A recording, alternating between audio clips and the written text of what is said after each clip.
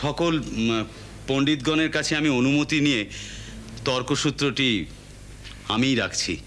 তর্কসূত্রটি হলো এই যে গৃহস্থ বাবু শ্রীযুক্ত ধর্মদাস লাহা মহাশয় তার শ্রাদ্ধকর্মটি যথাযথভাবে সুসম্পন্ন করেছেন। শ্রদ্ধা থাকলেই তা করা সম্ভব। শ্রদ্ধা সহকারে শ্রাদ্ধ, যাকে শ্রদ্ধা করা হয় তার উদ্দেশ্যে ঐকান্তিক নিবেদন। নিবেদন তো তার উদ্দেশ্যে, কিন্তু নিবেদন করছি কোথায়? শ্রী ভগবানের শ্রীচরণে।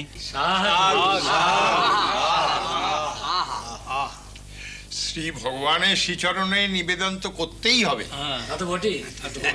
তাকে না দিয়ে অন্যকে তো কিছু দেয়া যায় না। মধ্যস্থ মশাই ঠিকই বলেছেন, তাকে দেওয়া যা, যাকে উদ্দেশ্য করে দেওয়া হচ্ছে তাকে দেওয়াও তা। শ্রী ভগবান তো এই দুইয়েরই প্রকাশ। এক শ্রী ভগবান নিজে, আর দুই হচ্ছে যাকে উদ্দেশ্য করে দেওয়া হচ্ছে তিনি। এ আপনি কি বললেন ভট্টাচার্য মশাই? ভগবান কি শুধু এই দুয়েরই প্রকাশ? আর যিনি শ্রদ্ধা সহকারে দিচ্ছেন তিনি ভগবান নন? তিনিও ভগবান। ভগবান তিনের প্রকাশ। মানলাম মানলাম, যিনি দিচ্ছেন তিনিও ভগবান, কিন্তু তিনি তো এই দুয়ের মধ্যে মিশবেন একদিন। সুতরাং শ্রী ভগবান দুয়ের প্রকাশ। মানতে পারলাম না, এ আমি মানতে পারলাম না ভট্টাচার্য মশাই।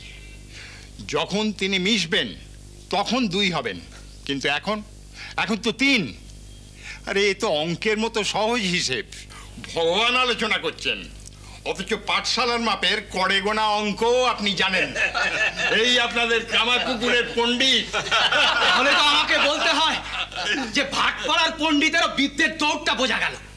আরে মশাই, আদিকাল থেকে সমস্ত শাস্ত্র বলছে যে ভগবান দুইয়ের প্রকাশ।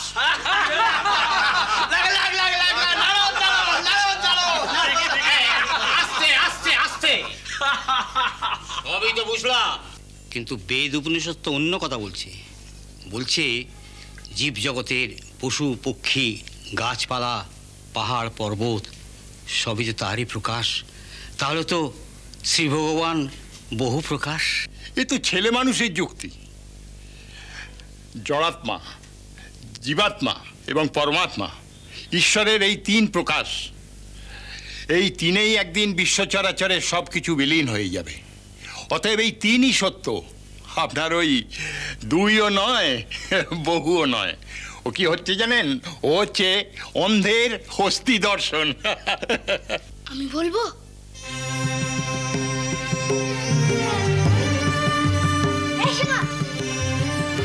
একটা কথা বলবো। এই তোরা এখানে কেন? যা মাঠে খেলতে যা। তোমরা এসব কি বলছো? দুই, তিন, বহু।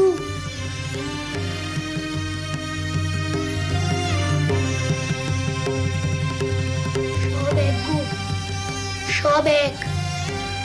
ভগবান একের প্রকাশ, তিনি তো সব এক একক। বুঝি মন্ত্রটা বর্দাদা বলে না,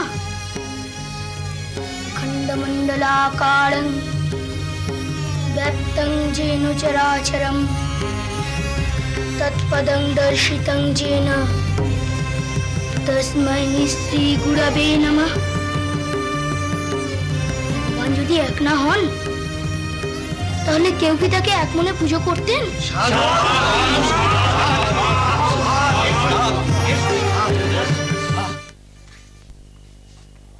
আপনি আমার ভিটেতে পা রেখেছেন, এই আমার বড় সৌভাগ্য। আমি ভিটেতে পা রাখতে আসিনি মা, আমি এসেছি কামারপুকুরের এই মহাতীর্থ দর্শন করতে। আর আপনি সেই তীর্থ, আপনি রত্নগর্ভা মা। এসব আপনি কি বলছেন? আমি কি কিছু ভুল বলেছি মা?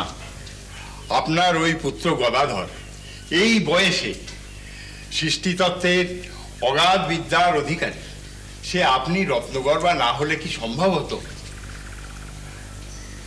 আমরা এই যে এতজনা পণ্ডিত শাস্ত্রের তত্ত্ব নিয়ে যে যার নিজের দম্ভ প্রকাশে ব্যস্ত, সেখানে কত সহজে সে আমাদের পরাজিত করবে। আপনি ধন্য মা, ধন্য আপনি। ভাবো, একবার ভাবো, ওই বয়সে অত বড় পণ্ডিতের অবাক করে সকলের সংশয় নিরসন করলেন প্রভু। এ তো মিথ্যে করে সাজানো নয়। প্রভু শেখালেন ভগবান কি, ভগবান কারে বলে। ওই অতটুকু ছোট্টটি, হ্যাঁ, অত শাস্ত্র কথা জানলো কোত্থেকে? খণ্ডমণ্ডলাকারং ব্যপ্তং যেন চরাচরম তৎপদং দর্শিতং যেন তস্मै শ্রী গুরবে নমঃ। হ্যাঁ, গদাধর ঠাকুরের ছোটবেলার কথা অবশ্য এদিক ওদিক অনেক শুনেছি। প্রথম প্রথম সেসব আমার বিশ্বাস হতো না। তারপর একদিন ওর দাদাকে জিজ্ঞাসা করেছিলাম, বড় ভট্টাচার্য মশাইকে। উনি গঙ্গাপ্রাপ্ত হবার কয়েকদিন আগে। তখন ওর ছোটবেলার একটি গল্প উনি আমায় বলেছিলেন। একবার ওদের গ্রামেতে এক পণ্ডিত সভায় নাকি অসাধারণ শাস্ত্রজ্ঞানের পরিচয় দিয়ে গদাধর ঈশ্বরের ব্যাখ্যা করেছিল। হ্যাঁ হ্যাঁ, এই গল্প আমিও শুনেছি।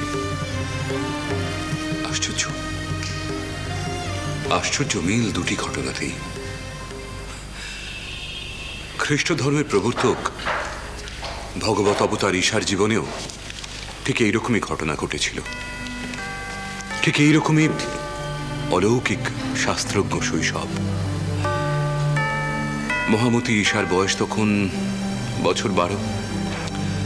তার দরিদ্র ধর্মপরায়ণ বাবা মা তাকে নিয়ে জেরুসালেমের একটি মন্দির দর্শন করে ফিরছিলেন। পথিমধ্যে বিপুল ভিড়ে ঈশা হারিয়ে গেলেন।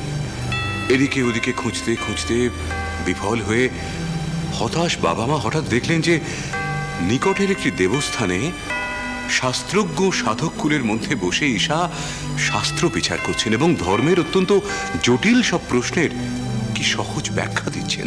চমৎকার চমৎকার। এ কাহিনী আপনি কোথায় পেয়েছেন বড়বাবু? খ্রিস্টানদের ধর্মগ্রন্থ বাইবেলে। মহামতি ঈশাকে আমরা অবতার বলেই জানি। তিনি ছিলেনও তাই। আজ আমার আপনাকে বলতে দ্বিধা নেই বড়বাবু। ইদানিং গদাধরের সঙ্গে যখন ধর্ম আলোচনা করতে বসতুম, তখন ধর্ম এবং ঈশ্বর সম্বন্ধে ওর সহজ সরল বোধ আমাকে অবাক করে দিত। শাস্ত্রের নানান সমস্যা, জটিল সব সমস্যা ওর দৃষ্টিভঙ্গিতে এত প্রাঞ্জল হয়ে আসতো, আমি হতবাক হয়ে যেতুম। তবে বুঝুন, আপনার মতো এমন বিদগ্ধ এবং শাস্ত্রজ্ঞ পণ্ডিত, অধ্যাত্মবিদ, আপনারই যদি এহেন কথা হয়, তবে আমাদের মতো সামান্য মানুষজন। আপনি তো সামান্য নন বড়বাবু। আপনি আপনি ইংরাজি বিদ্যাভিজ্ঞ, তার্কিক, সাহিত্য থেকে ধর্মাচার, সবেতেই আপনার অগাধ পাণ্ডিত্য।